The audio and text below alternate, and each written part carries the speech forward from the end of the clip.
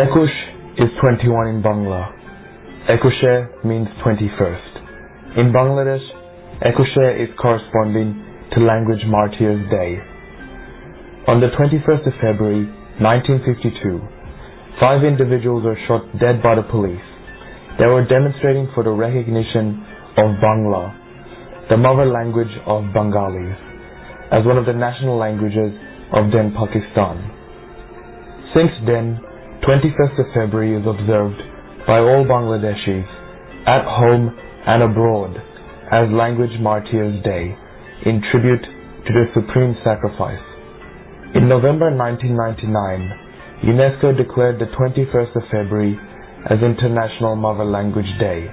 This day has been observed every year since February 2000 to promote linguistic and cultural diversity, as well as multilingualism. UNESCO chose the 21st of February as International Mother Language Day because of the significance of the date in 1952, when Bengalis sacrificed their lives to establish the right of their mother language, Bangla. Ekushe Radio understands mother language is a powerful tool for preserving heritage of human civilization. The most daunting challenge for those of us living away from homeland is how to pass on our traditions, culture, values, and knowledge of our history to the next generation. Recent studies indicate that currently global human society is losing one language every fortnight. If such a declining trend continues, only around 3,000 languages will survive by the end of this century. In 800 BC, there were 20,000 languages, which came down to around 7,000 in the 1970s. Losing our language means losing our identity and culture. This is why Ekushe Radio upholds the spirit of the 21st of February and encourages everyone in the global community to speak their mother languages. Ekushe Radio values the importance of observance of International Mother Language Day.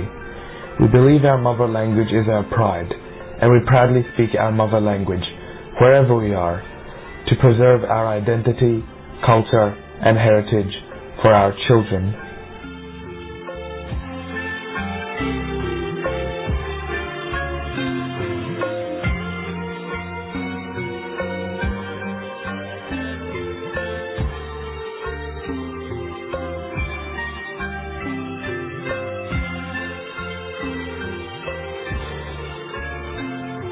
শুভ সন্ধ্যা। আপনাদের সকলকে একুশে রেডিওর সাপ্তাহিক অনুষ্ঠানে আমন্ত্রণ জানাচ্ছি। আমি অজয় কর। এখন ক্যানবেরাতে রাত ৮টা। আপনারা এই অনুষ্ঠান শুনছেন 2XX FM 98.3 মেগাহার্টজে। প্রতি বৃহস্পতিবার রাত ৮টা থেকে 8:30 পর্যন্ত আমাদের এই অনুষ্ঠান প্রচারিত হয় কমিউনিটি ব্রডকাস্টিং ফাউন্ডেশন এবং mother language conservation movement international Incorporated সৌজন্যে।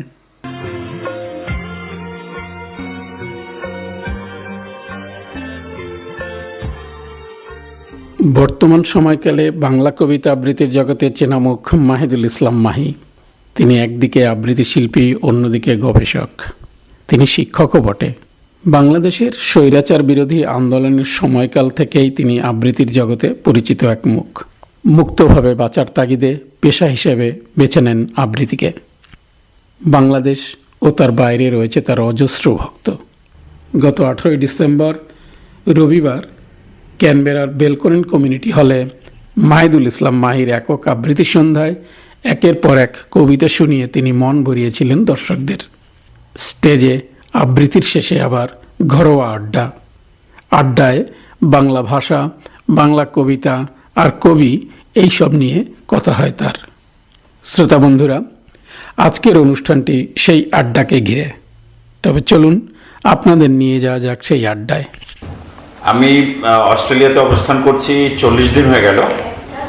আমার আবৃত্তির প্রায় 3 দশক আবৃত্তি চর্চার ইতিহাসে এটি একটি উল্লেখযোগ্য ঘটনা যে প্রথম ডিসেম্বর মাসে আমি বাংলাদেশের বাইরে, তার মানে শহীদ মিনারে এবছর আমি কবিতা পড়িনি, ঢাকা বিশ্ববিদ্যালয়ের চত্বরে আমাকে পাইনি। কিন্তু আমার সেই দুঃখবোধ থাকে না যখন আমি অস্ট্রেলিয়াতে অসংখ্য কবিতা অনুরাগী বাংলাদেশের অনেক কবিতা প্রেমী মানুষদের পেয়ে যাই একসাথে, তখন গর্বে আমার বুকটাও ফুলে ওঠে।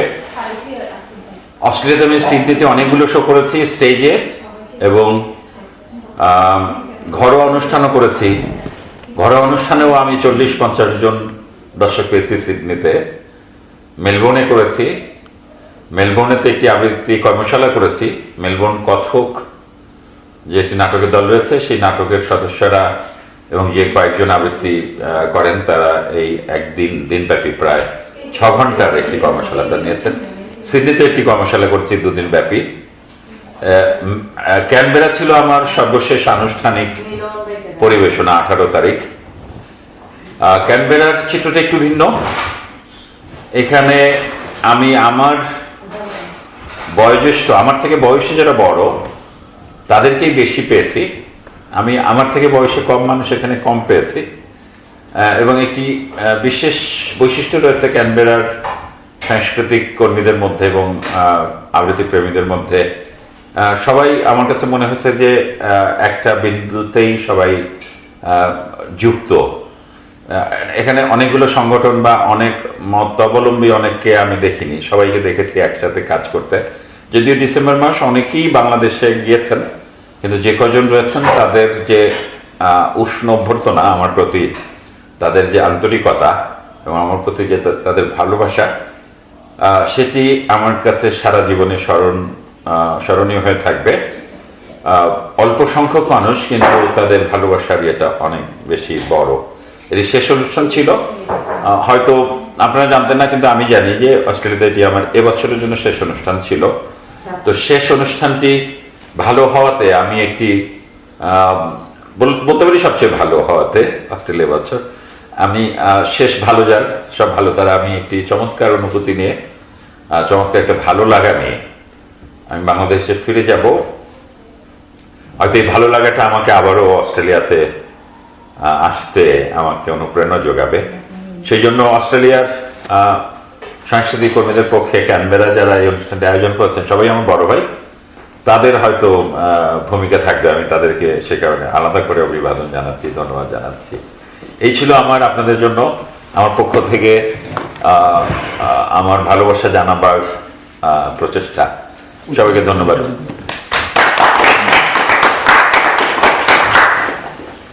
একটা কবিতা আসলে মোর দেন 10 টাইম যে কোনো কালচারাল অডিয়েন্সের বেশি, এটা আমার শুনকে মনে হয়েছে। তারপরে যারা আসলে কবিতা আবৃত্তি করেন তাদের মুক্তি যেভাবে ওটা সত্যিকার অর্থে ভালো আবৃত্তি করতে গেলে একজন আবৃত্তি শিল্পীকে মঞ্চে যাবার আগে কবির অনুভবের জায়গায় তাকে পৌঁছতে হয়। সেই সাধনাটা আবৃত্তিকারের নিজস্ব।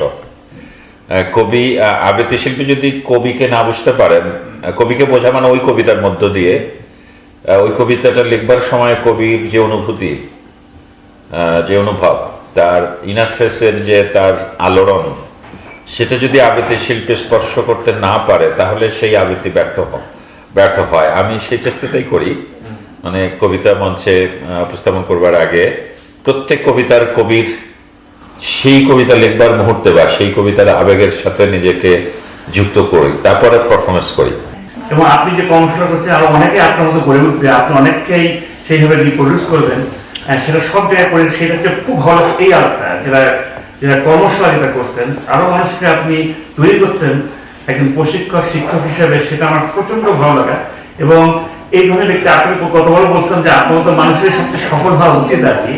তা আপনি মানে আপনার যারা কবিতা করেন আসলে, তো এখন একটা মানুষ মতো পরিবর্তন করতে না পারে, আপনার একটা অনুষ্ঠান তার চেয়ে 10টা অনুষ্ঠান সমান আমার কাছে মনে হচ্ছে ব্যক্তিগত ঘটনা, একদম ব্যক্তিগত আমার, এটা আমি জানি না অন্যদের সাথে মিলবে কিনা। আমার মোর দেন 10 টাইম অন্য ফাংশনের চেয়ে বেশি অনুপ্রাণিত হওয়া বা ডাইরেকশনটা পাওয়া আমরা পাইছি আর কি। এটা হ্যাঁ, যে রুট, হ্যাঁ, সে যে জিনিসটা, তারপরে ডাইরেকশন, এই দুটোই আমি বলবো। আর আমি একটা আমার পার্সোনাল করবো, আপনি যে আবার আসলে মোস্ট ওয়েলকাম।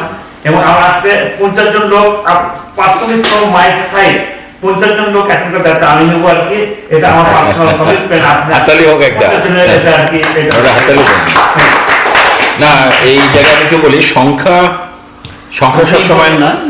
সবসময় খুব বিশেষ গুরুত্বপূর্ণ হয়ে ওঠে না, কিন্তু মিলনায়তনে দর্শক বেশি থাকলে যে কোনো শিল্পী পারফরমেন্স করার জন্য সে আরো অনেক বেশি উৎসাহ পায়। সেদিক থেকে আমি কিন্তু দর্শক কমেন্টে দেখে আমি কিন্তু একটু না, কারণ আপনারা দেখেছেন যে আমি 100% অনুভূতি থেকে পারফরমেন্সটা করেছি।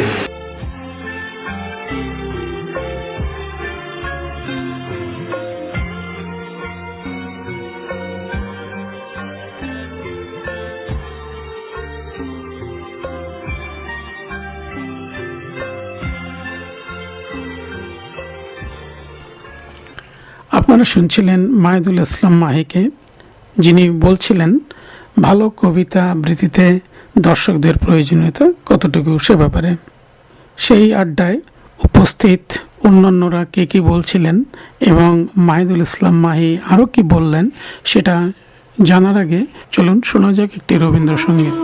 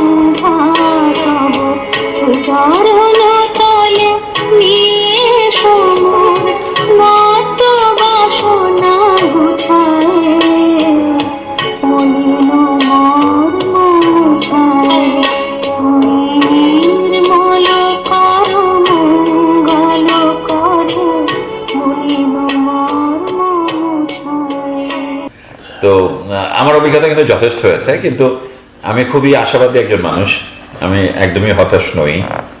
আমি বাংলাদেশের সংস্কৃতির উল্লেখযোগ্য একটি অংশ হলো আবৃত্তি। অস্ট্রেলিয়াতে বসবাসকারী বাঙালিদের মধ্যে সেই আবৃত্তির চর্চাটা যাতে আরো গভীরভাবে হয়, সেই জন্যই আমি আসবো অস্ট্রেলিয়াতে, বারবার আসবো। তো কিছু পৃষ্ঠপোষকতা দরকারই হয় সবসময়, নিজে খরচ করে, বা আমরা তো বাংলাদেশে এরকম টাকা উপার্জন করি না যে নিজে টাকা খরচ করে চলে আসবো বা অনেকদিন থাকবো। তো আস্তে আস্তে কিন্তু এখানে আমার প্রথমে এখানকার মানুষদেরকে বিশ্বাস করাতে হবে যে এটা একটা গুরুত্বপূর্ণ শিল্প এবং এটা মানুষ দেখে। আমি বলছি, আমরা যদি মানুষকে বোঝাতে পারি যে এই কবিতাটা গুরুত্বপূর্ণ, তাহলে মানুষ $10 খরচ করে অনুষ্ঠানটা দেখতে যাবে। তো আমরা যারা এরকম মুক্তবুদ্ধির চর্চা করি, প্রথম দায়িত্বটা আমাদের আগে মানুষকে তাদের সামনে উপস্থাপন করতে হবে যে এটা ভালো, দেন মানুষ আসবে। মেলবোর্নে তো আমি ওই ভদ্রলোকের নাম উল্লেখ করবো, কামরুল ইসলাম চৌধুরী।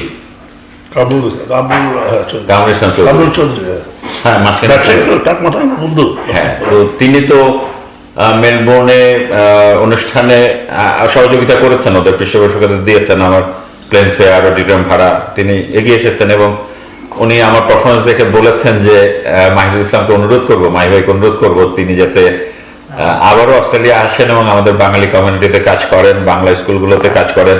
উনি একটা প্রস্তাব করেছেন বাংলা স্কুলের শিক্ষকদেরকে আমাকে একটু প্রশিক্ষণ দেওয়ার জন্য। তো এই তো আস্তে আস্তে তো পথটা তৈরি হচ্ছে। তো এরকম কয়েকজন মানুষ যুক্ত হয়ে গেলে কিন্তু কাজটা অনেক সহজ হয়ে যাবে। তো এবং উনি অনেক গুরুত্ব দিয়েছেন, উনি তো অনেক বড় রেঞ্জের বিজনেসম্যান কামরুল ভাই। ওনার যে ফার্ম আছে 400 একরের, মেলবোর্নে 400 একরের ফার্ম রয়েছে ওনার, সেখানে উনি আমাকে নিয়েছেন, সে ফার্ম দেখিয়েছেন, সারাটা দিন আমার সঙ্গে সময় কাটিয়েছেন। তো এগুলো কিন্তু আমাদের অনেক বড় পাওয়া। আবার হয়তো খুব সামান্য একজন মানুষ আমাকে ইগনোরও করেছেন, শিল্পী তো, কিন্তু একজন পাওয়ারফুল আওয়ামী লীগের একজন বড় নেতা আসলে হয়তো তার সংবর্ধনা লাল গালিচা হতো, সেরকম আছে। এরকম দুই থাকবে পৃথিবীতে সবসময়। শিল্পীরা এইগুলোকে খুব একটা বেশি পরোয়া করে না। আমি খুবই আশাবাদী মানুষ, আমি আসবো আপনাদের কাছে বারবার। আমি জানি না আমি বেশি শক্ত কথা বলে ফেললাম। না না, খুবই সুন্দর আপনি বলছেন আর কি। তো আপনি শিল্পী না, আপনি সবার কাছে সবার মাঝে আছে, আপনি প্রবেশ করতে পারছেন মনে করিনি। এবং এর সাথে অজয় দাস সবসময় দেখছি, হ্যাঁ, এবং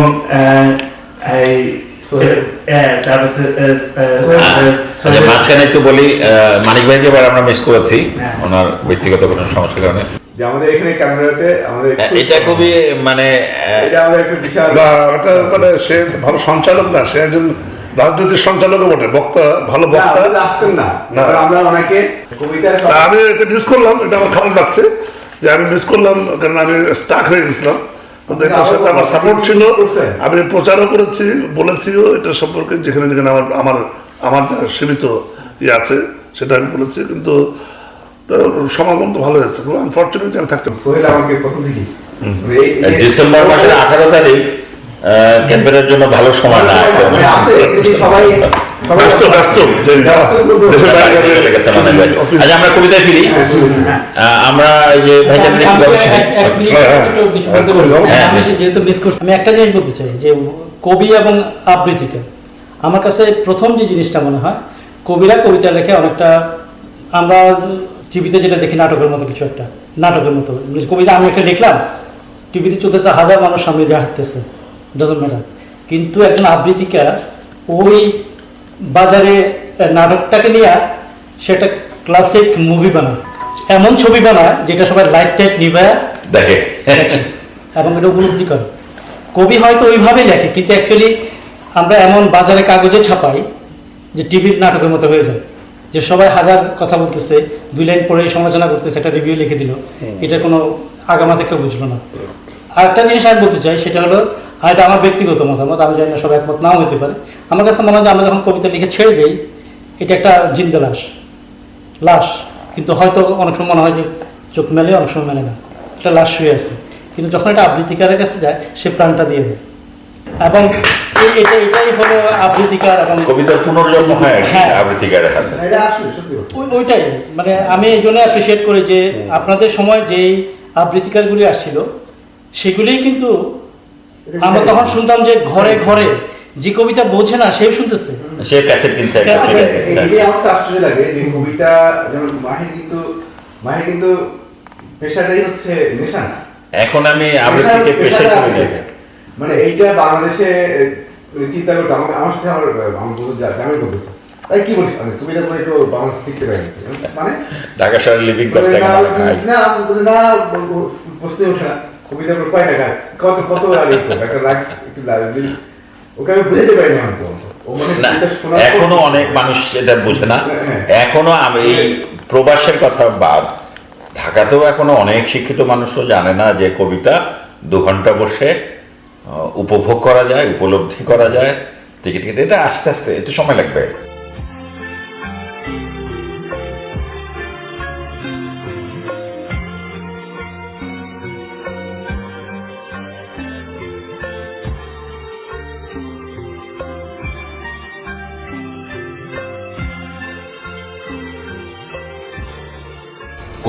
কবিরা লেখে একটা নির্দিষ্ট ছন্দে।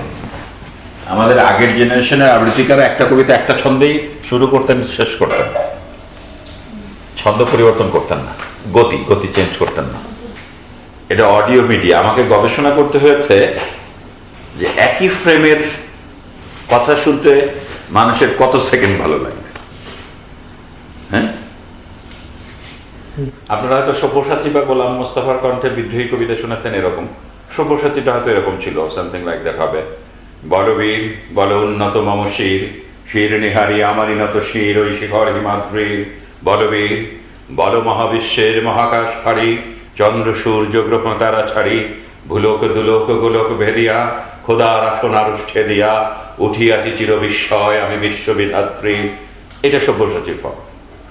গোলাম মোস্তফাটা এর কাছাকাছি হবে, আর একটু ওয়াইড হবে, আর একটু মিষ্টি হবে, একটু ফোর্স কম হবে। আমারটা শোনেন।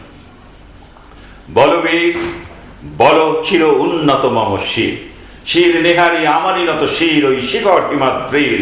বলো বীর বলো মহাবিশ্বের মহাকাশ ফাড়ি, চন্দ্র সূর্য গ্রহ তারা ছাড়ি, ভুলোক দুলোক গোলক ভেদিয়া খোদার আসন আরুষ্ঠে দিয়া উঠিয়াছি চির বিস্ময় আমি বিশ্ববিধাত্রী। মম ললাটে রুদ্র ভগবান জলে রাজ রাজ টিকাদিত্য জয়শ্রী। বলবি চির উন্নত মম শির। এটা হলো আমার। এটা ছোটভাবে পাঠ্য করে দেখালাম। এটা অনেক ওয়াইড রেঞ্জে স্বরের ওঠানামা আছে। এটা পড়ি। প্রথমে যে ইংলিশ করেছেন এটা চে গুয়েভারার ভাষণের অংশ। Our freedom and its daily sustenance are the color of blood, and swollen with our sacrifice. Our sacrifice is a conscious one. It is the payment for the freedom that we are building. যে পিতা সন্তানের লাশ শনাক্ত করতে ভয় পায় আমি তাকে ঘৃণা করি। যে ভাই এখনো নির্লজ্জ স্বাভাবিক হয়ে আছে আমি তাকে ঘৃণা করি। যে শিক্ষক বুদ্ধিজীবী কবি ও কেরানি প্রকাশ্য পথে এই হত্যার প্রতিশোধ চায় না আমি তাকে ঘৃণা করি। 8 জন মৃতদেহ চেতনার পথ জুড়ে শুয়ে আছে। আমি অপ্রকৃতিস্থ হয়ে যাচ্ছি। 8 জোড়া খোলা চোখ আমাকে ঘুমের মধ্যে দেখে। আমি চিৎকার করে উঠি, আমাকে তারা ডাকছে অবেলায় উদ্যানে সকল সময়। আমি উন্মাদ হয়ে যাব, আত্মহত্যা করব, যাইতে চাই তাই করব। কবিতা এখনই লেখার সময়। ইশতেহারে দেয়ালে স্টেনসিলে নিজের রক্ত অশ্রু হাড় দিয়ে কোলাজ পদ্ধতিতে এখনই কবিতা পড়া যায়। তীব্রতম যন্ত্রণায় ছিন্ন ভিন্ন মুখে সন্ত্রাসের মুখোমুখি ভ্যানের হেডলাইটের ঝলসানো আলোয় স্থির দৃষ্টি রেখে এখনই কবিতা ছুড়ে দেওয়া যায়। পয়েন্ট আরো যা যা আছে হত্যাকারীর কাছে সব অস্বীকার করে এখনই কবিতা পড়া যায়। লকআপের পাথরহীন কক্ষে ময়না তদন্তের হ্যাজা কালোকে কাঁপিয়ে দিয়ে হত্যাকারীর পরিচালিত বিচারালয়ে মিথ্যা শিক্ষার বিদ্যায়তনে শোষণ ও ত্রাসের রাষ্ট্রযন্ত্রের মধ্যে সামরিক অসামরিক কর্তৃপক্ষের বুকে কবিতার প্রতিবাদ প্রতিধ্বনিত হোক। বাংলাদেশের কবিরাও লোরকার মতো প্রস্তুত থাকুক হত্যার, শ্বাসরোধের, লাশ নিখোঁজ হবার, স্টেন গানের গুলিতে সেলাই হয়ে যাবার জন্যে প্রস্তুত থাকুক। তবু কবিতার গ্রামাঞ্চল দিয়ে কবিতার শহরকে ঘিরে ফেলবার একান্ত দরকার। এই মৃত্যু উপত্যকা আমার দেশ না, এই জল্লাদের উল্লাস মঞ্চ আমার দেশ না, এই বিস্তীর্ণ শ্মশান আমার দেশ না, এই রক্তস্নাত কসাইখানা আমার দেশ না। আমি আমার দেশকে ফের কেড়ে নেব, বুকের মধ্যে টেনে নেব কুয়াশায় ভেজা কাশ বিকেল ও ভাসান। সমস্ত শরীর ঘিরে জোনাকি না পাহাড়ে পাহাড়ে জুম। অগণিত হৃদয় শস্য রূপ কথা ফুল নারী নদী প্রতিটি শহীদের নামে এক একটি তারকার নাম দেব ইচ্ছে মতো। ডেকে নেব টলমলে হাওয়ায় রৌদ্রের ছায়ায় মাছের চোখের মতো দিঘি। ভালোবাসা যার থেকে আলোক বর্ষ দূরে জন্মাবধি অচ্যুত হয়ে আছে তাকেও ডেকে নিব কাছে বিপ্লবের উৎসবের দিন। 1000 ওয়াট আলো চোখে ফেলে রাত্রিদিন ইন্টারোগেশন মানি না। নখের মধ্যে সূচ বরফের চামড়ে শুয়ে রাখা মানি না। পা বেঁধে ঝুলিয়ে রাখা যতক্ষণ না রক্ত ঝরে নাক দিয়ে মানি না। ঠোঁটের উপরে বুট জ্বলন্ত শালাকায় সারা গায়ে ক্ষত মানি না। ধারালো চাবুক দিয়ে খন্ড খন্ড রক্তাক্ত পিঠে সহসা অ্যালকোহল মানি না। নগ্ন ইলেকট্রিক শক কুৎসিত বিকৃত যৌন অত্যাচার মানি না। পিটিয়ে পিটিয়ে হত্যা খুনির সঙ্গে রিভলভার ঠেকিয়ে গুলি মানি না, মানি না, মানি না। কবিতা কোনো বাধাকে স্বীকার করে না।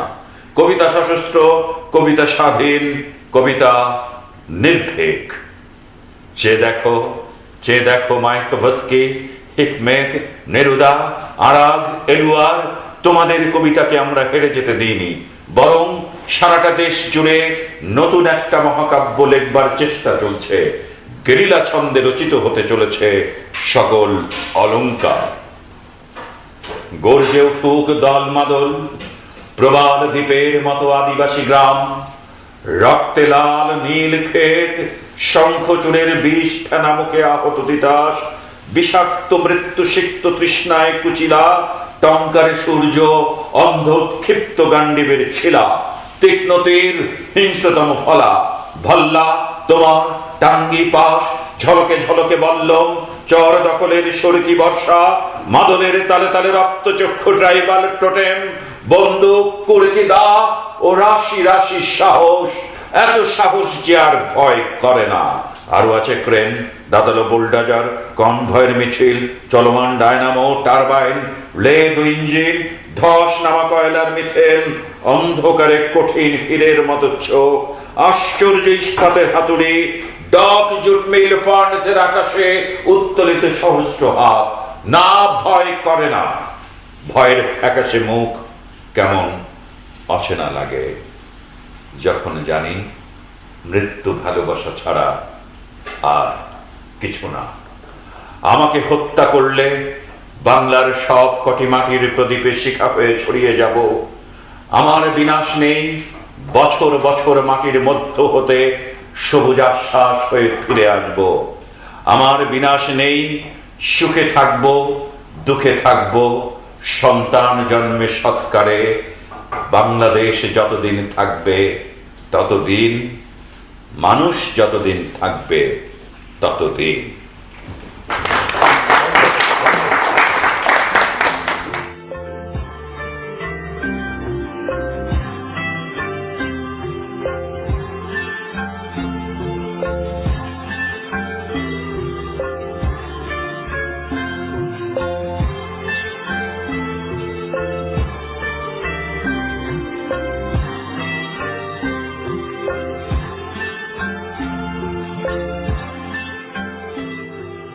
অনুষ্ঠানটি আপনাদের কেমন লাগলো জানিয়ে আমাদেরকে লেখার অনুরোধ রইল।